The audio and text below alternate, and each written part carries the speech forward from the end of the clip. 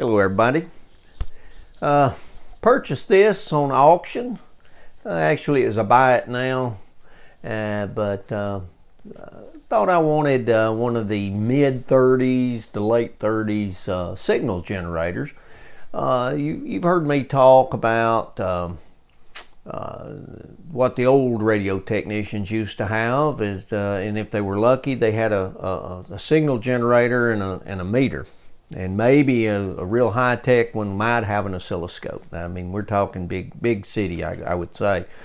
But I thought I would buy this Philco. It's a 077. I believe it's late, about 37, 38 time frame, I believe. Signal generator.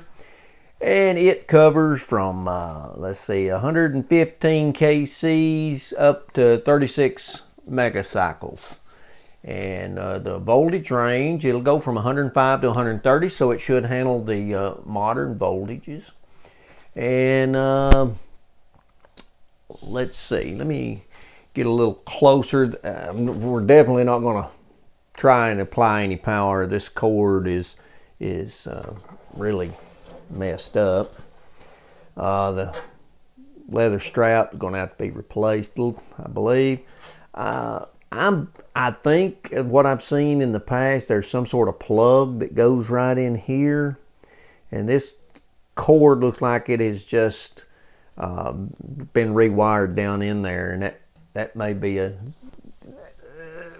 because I can see a hole right here, and I believe there was a plug that the cord plugged into. I don't know that for a fact, but I think looking at Bob Anderson's, he's got one of these, and he introduced it a while back, 7 or 8 months ago, I guess. And I believe there was a plug in here, and this one I think has been bypassed, but this cord is, let's plug it in, right? Yeah. The case is kind of beat up. Back here is where you do the calibrations of each of the bands, and I believe we could clean this up and repaint it, and it would be just fine. But let me get a close-up of this. Let me reposition everything. As we look at the dial, it's what the Philco uses, that vernier dial, the slow one turn. I'm not sure of the ratio, but I like the way that is. Just a wire been around there with a single wire as an indicator. And you know, you think about it in the day, let's go to 460. And that's what they did. They didn't have a frequency counter. That was it. They put it there and that was it. Ta-da. So it was in the ballpark. Let's look at some of the dials. Here you've got the on-off switch. It's power on. First, that's kind of loose. I think it's just the knob. First knob, or first is the modulation. Is on, and then the next one, that's just a carrier, the modulation is off. And then we go down here, in this first position, that's the audio. That puts the output has a 400 hertz tone.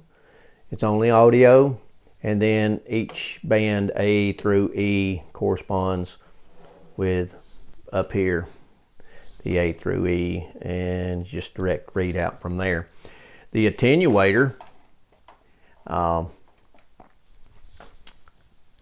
it's a shielded, it's all within a shield, and this has got a multiplier on it, switches in a bunch of resistors, I believe, in different increments. One attenuator multiplier times 1 times 10 times 100 times 1,000, and then this is here has got a variable 0 to 100. Now I'm not sure if this is the maximum signal when you go up to 100%, or is that the maximum attenuation. I will figure that out as the time goes. Now from the ground to the medium is 100 ohm output, and so I'm not sure from ground to high. It didn't list of what the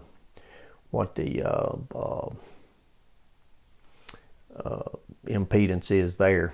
Maybe somebody out there may know it and can post it for me or what have you, but that's kind of going through the dials. Let's back this off just a second.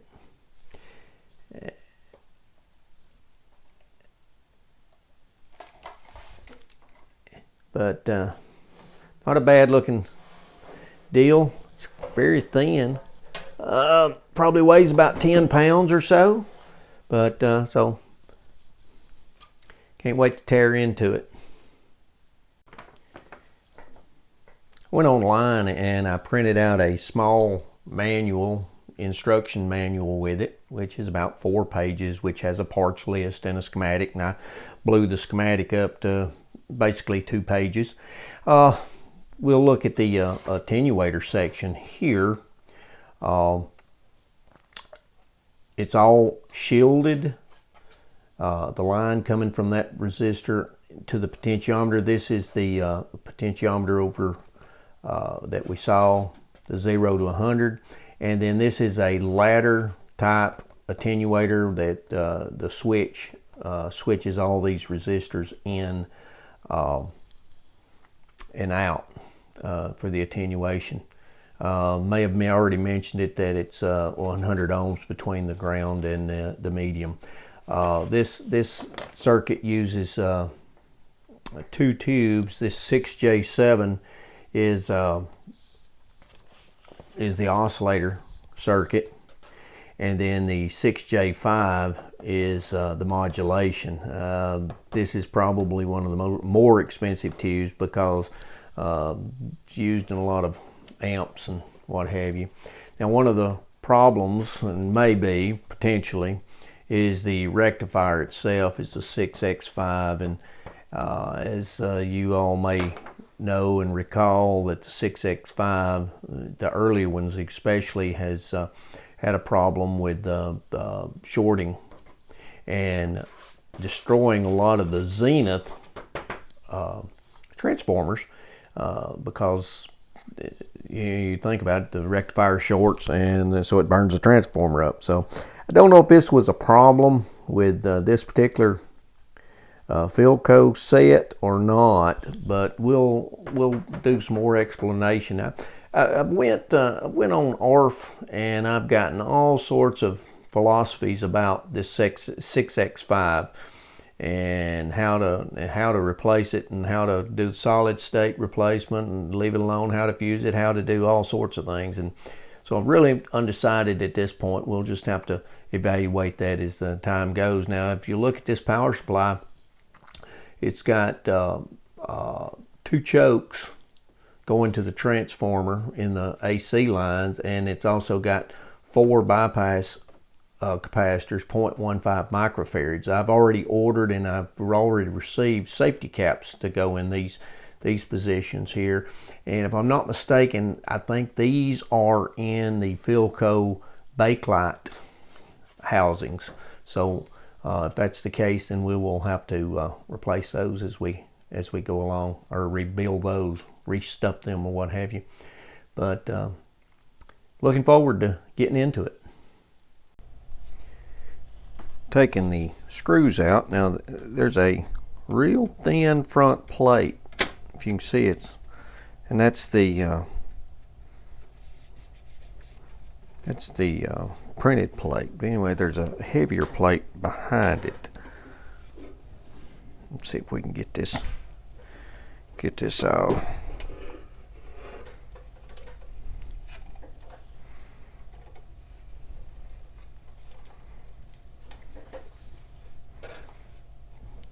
And in this corner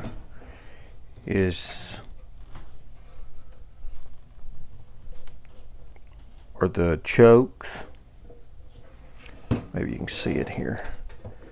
The chokes and the bakelite capacitor. let me try to find a better way of doing this than one hand. Here's the 6J7 and the 6J5, and over here is the 6X5 over here. Filter cap, transformer, another bakelite block. Here's all the coils for the different circuits. Looks like a wax capacitor here. A couple of power resistors underneath here in the power supply. Not sure what that's for, but we'll trace it down. That may be part of the we'll figure that out. These two power resistors is the 5K and the 9K, as you can tell by the color bands. And in the power supply, coming up in the high voltage circuit, there's the 5K, and then right here is the 9K. As we look at the schematic, it comes in on the plug. It comes in to two of the terminals of the capacitor. Then it ties into the choke on each leg, and then one of them goes to the switch, and then the switch goes to the one side of the primary, and then the other side of this choke goes to the other side of the primary. So let's look. I think we can see these chokes. We'll measure these chokes. So let's follow the cord in to find this choke. Down here is the cord coming in. It's been wired directly in. And you can see back in there, I think they're the I think you can see back in there, maybe, that the switch has been, not the switch, but the plug has been removed. Try to get a good light going. Then the cord comes in. So here's your AC. One side goes to this choke on this capacitor, and then it goes to this side. So from here to here is one choke, from here to here is the other choke. So let's see what we get when we measure. Make sure we've got continuity. So from this side to this side, we have about, if I can get a good connection going, right around a little over 5 ohms. Here's the other side comes up. Let's go to the other side. Second one is about 5 ohms or so. All right, I've connected up my little magic box on the inductors, and it's reading 5.2 ohms at about 2 millihenries. Let's do the other. Let's check the primary. Let's look and see. The primary itself comes from one side of the switch to the one side of one of those chokes. Okay, let me trace it out before I show you. Okay, this wire here comes from the choke, comes over to here, goes to one of the capacitors, and from there it's a direct tie point to one side of the primary. So we're looking at this side is one side of the primary, and now the other choke comes running through here, goes to the capacitor. Red wire goes to the switch. So let's bypass the switch. I mean, we can probably, and we'll check it both ways. Let's see if we can get a meter reading here. We can probably check it both ways, but this goes to the other side of the primary, and that's reading about 75 ohms or so. Let's go to the other side of the switch. That's reading about 75, about the same. So the switch seems to be good. So looks like the primary is good. Let's go to the secondary. Okay, the secondary goes to pin 3 and 5 of the 6X5, and also the center tap is grounded to chassis. Also, the filament will also go to pins 2 and 7, so we can check those. So let's check the high voltage secondary. Here's the key. Here's pin 1, 2, pin 3, and then there's no 4 and 5. So here is the high voltage, which is, what does that say, 718. Probably got a little glare going there.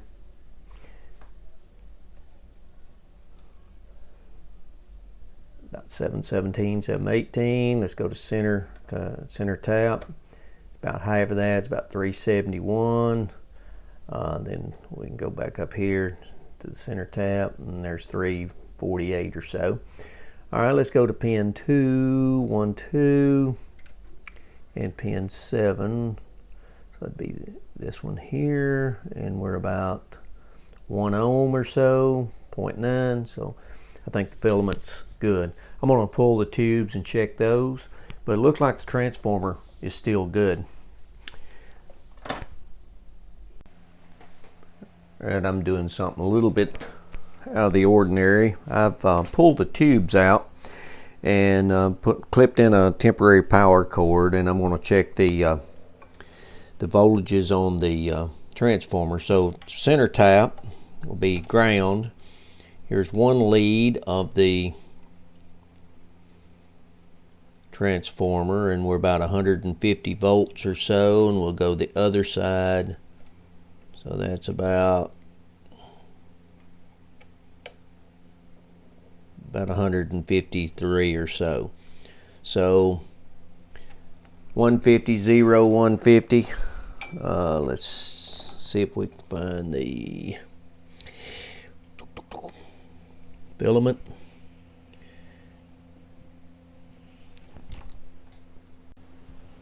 Okay, that'll be pin 2 and 7. Maybe you can see this. Pin 2 and pin 7 is right around 8 volts, and that's unloaded, so not getting a good connection. I'm trying to do this with one hand. There we go. About 8 volts. So I think the transformer's good. Just wanted to see how much that voltage was. There's no voltages listed with the schematic. Let's take a look at some of the work we've got to do. This AC line filter, we've already checked the inductors. We've got to take those bakelite caps out, and there's one here and there's one here, and rebuild that. That's one of the things. There's another bakelite here that has in this part of the modulator circuit here. It's got a 0.03 microfarad and 0.05 microfarad, and that's that one there. We'll have to rebuild it. The filter capacitor, as you can see here, it's 16 microfarad here and another one here. They're rated 150 volts, so the voltage is not that high. And they're both located in this can here. I'm going to leave the can in place and not restuff it. Just leave it for historical purposes. And what I plan on doing, let me get a little, is I have some 22 microfarads at 450 volts, and this is the PC, and this is the axle lead. The tie points for the capacitors is that it's got the common ground here, and then one of them goes to, let's see, what pin is this? This is pin 8 of the rectifier tube, and then the other one goes in between this 5,000 and 9,000 ohm resistor at this point. So what I was thinking is possibly taking the one for the PC and mounting it this way across here. Of course, insulate this. That'd be out of the way. And then from the mount the other one underneath here from this point here over to this point, and that way it'll be up out of the way. Shouldn't be a problem in here. The can will stay in place for historical purposes, and that should take care of that. There's a 2 or 3 more paper caps deep in the bowels of this that I'll have to change out, but I think it'll be okay. So first thing I'm going to do is take these wires off so that I can get this out of the way, take this and start rebuilding this. May or may not, I may shoot the video, but may or may not show it. It's just according to how long the video runs. You've seen me rebuild these, and I know you've seen them rebuilt before. Okay, I've taken this out, and this is the block 6287DG, and there's a chart you can go, but it's number 37 here, and as you can see, this is the line coming in. Well, this is the line coming in here, these two. Of course, this is a ground. This is that ground here. So inside this block, from this point to the ground, is, we'll say, this one, and then from this point to ground is this one, and that's just the bypass capacitors, and I'm going to use safety caps. And then number 36 is built just like this. It's got the ground, and it goes to the same, instead of the line, it'll be just an extension of this line through that choke, and the same here. So I'm going to heat it up, take this out. There's what I'm putting back in. Hopefully it'll go in. I think so. Yeah, should go in. I'll insulate the legs so they don't cross up. So